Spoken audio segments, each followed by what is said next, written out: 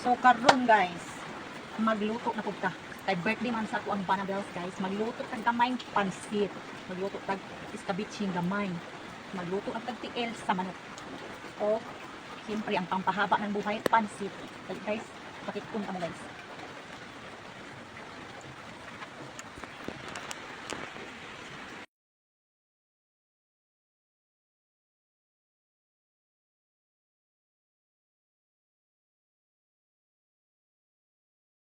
Pag humanday na tog luto sa bami diha guys, ato adi ang gisunod og luto ning ginamay. Unya pag human sa ginamay og luto guys, nagluto na pud tag iskabitsing isda. Pag human na tog luto sa iskabitsing isda guys, nagluto na pud tag tiil sa manok.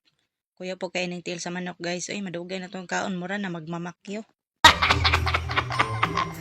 So mao na dayon ni tanan ako ang naluto guys. Mao ra gid among sudan, wala jud mi dessert kay wala man tay budget. Init ba kay magsiatubang aning kayo magluto guys eh.